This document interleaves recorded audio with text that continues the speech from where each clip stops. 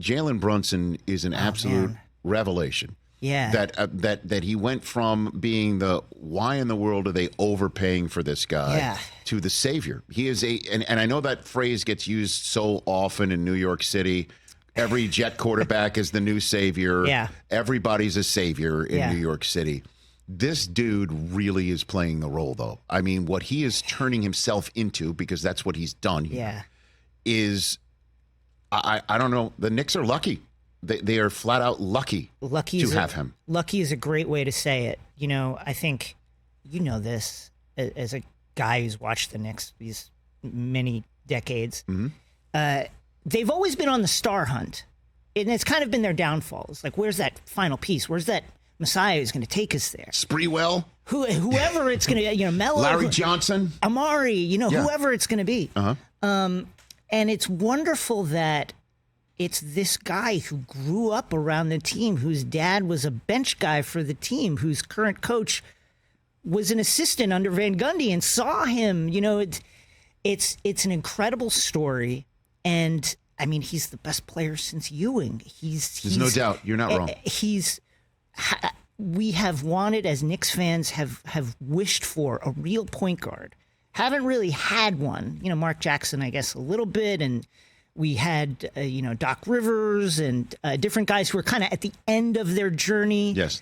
Charlie Ward? Charlie Ward was more famous for playing a different sport. Yeah, I know, right? And then to have this guy come in with the ties that he has to the team, succeeding in the way he has, and maybe, to your point, maybe something about the unheralded nature of his arrival, and that the Messiah tag not immediately being put on his shoulders allowed him to grow into the role, and it's been a dream to watch. Yeah, I was saying the other day, we were all saying here when I believe we showed the clip from Rich Kleiman and on the boardroom, basically telling Durant, admit that I was right about, the Knicks being a viable option. Essentially, I'm totally paraphrasing here, but he's basically saying the brand is the Knicks brand is a real deal, and Durant basically saying, sure, the brand has always been the brand, but playing for them wasn't cool. They weren't cool to play for.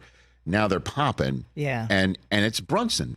It's Period. him. End of story. And It's I know him. Randall is also another guy to root for who showed up on the team and is now performing excellently. But it is Brunson because it's his team too. Like any star that might want to come to New York. Absolutely. It's Jalen Brunson's team. It's his franchise. It's his building, man. It's the fact of it. He changed the trajectory of what this team could be. I mean, Julius, before he had gotten injured, had kind of retooled his game, essentially accepting that, okay, Brunson's the guy and I'll do the other stuff. And I'm glad you mentioned that KD interview because a couple weeks ago, Clutch notably kind of squashed their feud with the New York Knicks. And, nothing succeeds like success. What this is showing is, the Knicks can't be really ignored in the space anymore. Teams, players who might be with Clutch that are looking to for a team might ask themselves, previous to the feud being squashed, like, wait, why are we not looking at the Knicks? They're doing well, right? Look at and it's just been magnificent. It's been great. It's exceeded my dreams. Hopefully they can get healthy. But this team is fantastic, and you're absolutely right. It's all about Brunson. And it is, and that may be the case, though, when the playoffs hit. Yeah. Right? I mean, because we're still talking about Brockman's Celtics.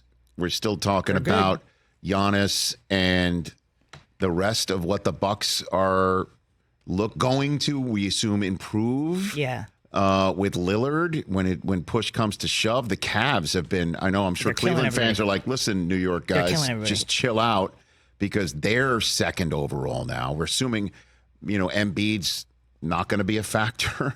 So it is essentially going to be, can Brunson, can a guard, in a way, put the team on the back and go on an all-timer? Well, we'll see.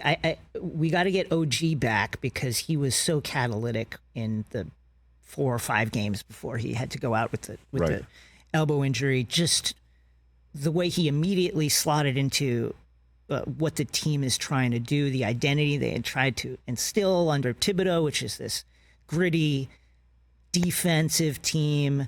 We're going to kill you on the boards and get second chance points. And he has really facilitated a lot of that, allowed them to get out in the open floor.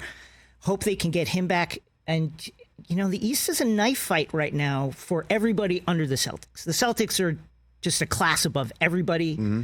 But Cleveland, I think, really took the loss to New York to heart in the postseason last year. They've decided to crash the boards themselves. They're killing guys from three.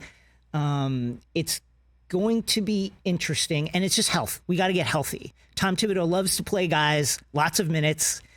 Can this team sustain those minutes? Isaiah Hartenstein has a sore Achilles, has been limited in minutes. You know that Thibodeau wants to play him 40. We'll see. Catch the Rich Eisen Show every single day on the Roku channel, 12 to 3 Eastern, for free.